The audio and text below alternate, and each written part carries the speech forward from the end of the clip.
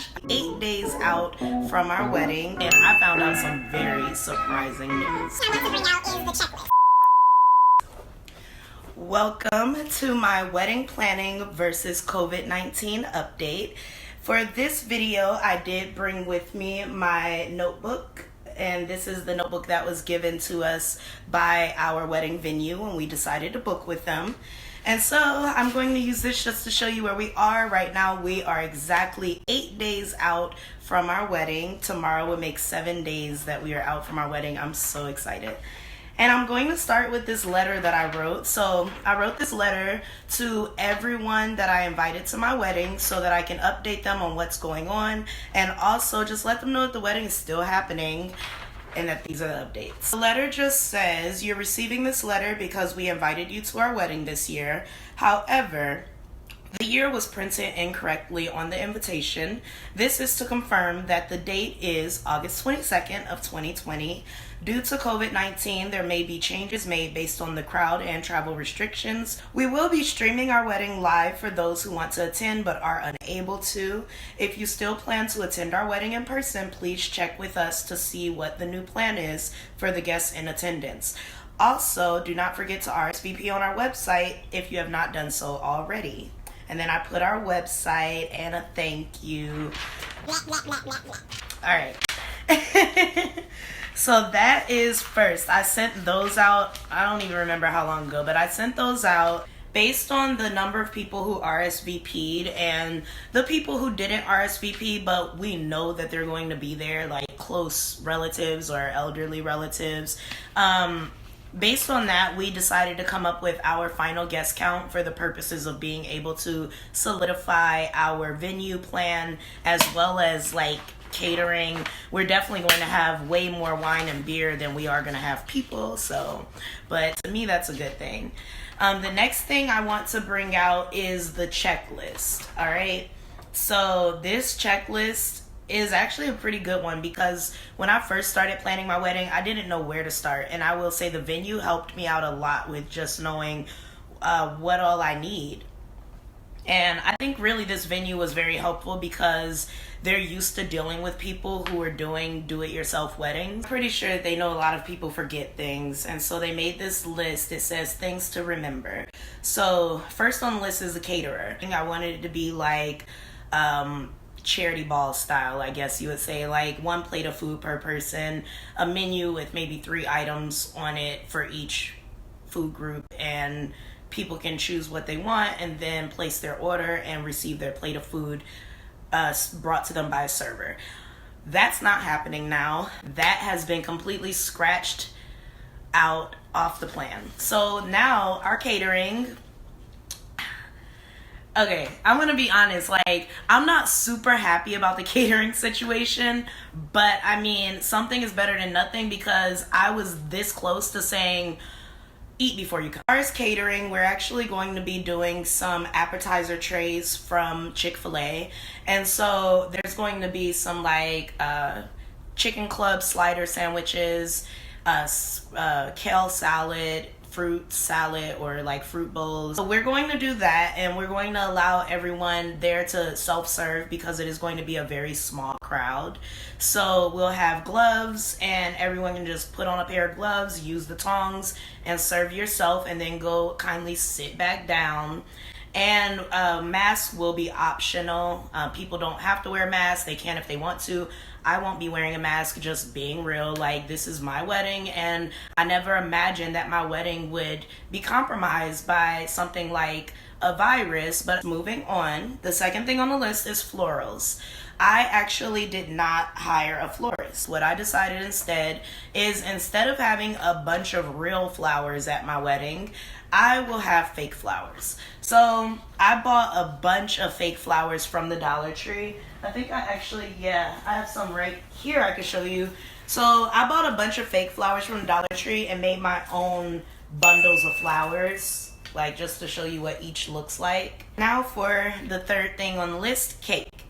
I was a little worried about the cake because honestly, like, I procrastinated on a lot of the things that I was supposed to be doing. So by the time I started looking for a cake, we were a month out, exactly 4 weeks, 30 days out from our wedding. And a lot of bakeries need at least 4 weeks to make a wedding cake. Now, I did find a bakery that said they only needed 2 weeks, but I ended up not going with that bakery because when I asked for a quote, their starting price for a basic cake with no design on it at all was just way too much. Like, in my opinion, it was out of my budget. So I decided that I would ask around. So I asked my aunt, like, where should I get a wedding cake? And I found out some very surprising news. I could get a wedding cake from Publix. I didn't even know that Publix sold wedding cakes. And for those of you who don't know what Publix is, it is a grocery store. And it's a pretty nice grocery store at that compared to some others. Like, I don't know what you might be able to compare it to. I know if you're on the West Coast, you can compare Publix to Rayleigh's. I believe it's pronounced Rayleigh's, you know, the one with the really good sandwiches. Okay, anyways. Yeah, Publix is doing our cake and it was affordable within our budget. It's perfect. It's beautiful. It's gonna match and it'll be more than enough to feed our crowd and it'll look nice in our cake room. Like, oh my gosh, I can't wait to see the cake in the cake room. Like, that's probably gonna be my favorite part of this whole setup. And then the fourth thing on the list is the photographer. And that was probably the easiest part of this entire list for me because I've had a photographer who has been my photographer for years. Like, whenever I need photos for anything, I go to this same person every time. Just, he's super reliable, amazing footage. I'm excited for that, and we're going to be streaming live, so I feel like I've got the perfect person for that. Also, I have a DJ, so my DJ, like, that was another last minute thing because I was about to be like, what do I need a DJ for? I can just put my playlist on, and as long as there's enough songs, there will be music all night long, like, no need for a DJ. But my director, she informed me, hey, you know, this space is a little too big for you to not have actual sound equipment. For my DJ, I'm going to be using a family friend. He was referred to me by one of my aunts. Next on the list, we have hair and makeup. So I'll be going to my hairstylist and I will actually have her at the wedding because I'm doing a transitioning hairstyle. So for my ceremony, my hair will be up. And as you can see, my hair is cut pretty short right now. I actually recently got this cut. I love it.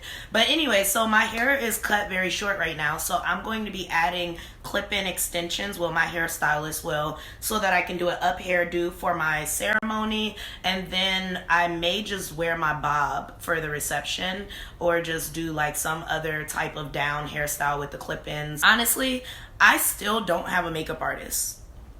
I would like to have airbrush makeup for my wedding because I know that airbrush makeup is thebomb.com from experience. I did airbrush makeup for a shoot one time and I swear I didn't want to wash my face. Like, my face was perfect. So I want to do airbrush makeup. Next on the list is a limo service, but we will not be doing a limo service. I don't see the point at all. Like, we're not going to, we live together. Me and my fiance live together. So it's already enough that we have to get a rental car because we share a car. So like, we have to get a rental car because we're not supposed to be seeing each other for 24 hours before the wedding. So after the rehearsal, we're not supposed to see each other. So I'm taking the car because I'm going to have some people riding with me. And then he's gonna have to get a rental car so that he can get himself there. And so that's kind of annoying and like inconvenient a bit. So we're not doing a limo service, like we're doing a rental car instead. And bridesmaids and groomsmen's gifts. We are not having any bridesmaids or groomsmen. We would be doing just regular party favor type gifts for everyone who shows up, as well as sending out thank yous for those who sent gifts but were unable to show up, those who just attended, and we'll be doing thank yous for those who helped us to pay for our wedding. So awesome. Next on the list is the rehearsal dinner arrangement. So we are not doing a rehearsal dinner. Like, we may have dinner after the rehearsal, but our rehearsal is literally just a rehearsal. We're doing a rehearsal at the venue, and it's really just going to be a few people, like me, my dad, my fiance, and probably his mom. we'll be the only people at the rehearsal for real. Like maybe a few more, but I doubt it. And then we're just gonna leave right after the rehearsal. We may have dinner, and then like that'll be that. Next is the tuxedo service, and I went to David's Bridal for my dress, and my fiance went to Men's Warehouse for his tuxedo. And honestly, I don't know a whole lot about tuxedo services, so I won't be able to tell you much about that, but he does have a tuxedo and shoes, so that's really all I care about. So, and then next would be hiring your officiant, and we already got an officiant. We got a reverend who does a lot of weddings, so we got him. He was on the list of preferred vendors, so we just kind of went down the list. I honestly, when it came to certain vendors, I just called the first one on the list. Like, hey, I don't have a preference. And then we had invitations. So I don't know why that's so far down on the list. Honestly, invitations should have been more so towards the top of the list. We sent out our invitations fairly early because I wanted to give people who would be traveling some time to make their travel arrangements, to save money to travel, whatever the case may have been. I guess I was just so excited. I put the wrong year on the invitation. Now, to me, I felt like common sense, people should realize it's not 2019, it's 2020. Why? Because this date in 2019 has already passed. Nobody's sending you an invitation to something that already happened. Like, so I just figure everybody would realize that it's not 2019, it's 2020. And I did not send out new invitations. Next on the list, we have Unity candles or sand. We're not doing that. We're not super into it, and we don't know what the point is. So we're not doing that. Next thing on the list is the guest book. We are not doing a traditional guest book. Instead, we are doing this. So I got this idea from TikTok. I thought it was super cute and like modern. Instead of a book that's going to sit on a shelf, why not create a piece of art that you can hang on your wall? So we're going to like put something in the middle here. I think I might want to sand this down a little bit and stain it. But we're going to put like something in the middle and then let people sign all around it. And I think that'd be super cute. Like we have felt tip, like those skinny Sharpie pens. And so that next we have bubbles or petals. I think that we are probably going to do flower petals. So in the end, when you're leaving, people throw something. Well, at this particular venue, we're not allowed to have people throw rice. We're not allowed to throw confetti. And they said that we can throw flower petals sparingly. They didn't use the word sparingly, but that's what they meant. And so I think we'll just have people do a few flower petals. We're going to actually have to purchase the flower petals because they have to be real. I have fake flower petals that I purchased and some flower petals that I dyed just for decoration in certain areas or on the guest tables. But when we're throwing flower petals at the end, they have to be real. And I'm assuming that's for a very good reason. So I'll get some flower petals for that because we are having an evening wedding, and so you won't be able to see bubbles. Like, there's no point. We're not doing bubbles. For alcohol, we decided that we're only doing beer and wine. There will be no actual liquor. We're going to have beer and wine and champagne. We're only doing 2 bottles of champagne, mainly for toasting, because if we have more than 2 bottles of champagne, we have to pay for a champagne station. Next on the list is toasting glasses. All right, so we're going to have to bring our own toasting glasses. I was thinking that I could buy some. I mean, I don't know. I was thinking I could get a set from Walmart or something. I honestly have not crossed that bridge yet, but we have to bring our own toasting glasses. The other glasses for the rest of the liquor is supplied by the venue. They have a full bar. They supply the bartender. But as far as just specifically the toast, we have to bring those. Cake cutting. We don't have to bring the plates and forks and whatnot because the venue is going to be cutting the cake for us. So they'll supply all of those utensils. And then we talked about party favors. So we're going to do party favors probably on the table where the guest book sign the last thing on the list, really, like, they have this little message about outside catering, but that doesn't apply to us, because one of the main reasons we chose Chick-fil-A as our caterer is because it saved us on the outside catering fee. So originally we did have a caterer we wanted to go to, and that didn't work out, and so we decided to go with Chick-fil-A to save us some money on the outside catering fee. And then the last thing on the list is the marriage license, and we do have our marriage license. It is inside of this folder. Not gonna show it to you, but yeah. Thanks for watching my wedding planning versus COVID-19 update. I hope this was helpful and that you enjoyed.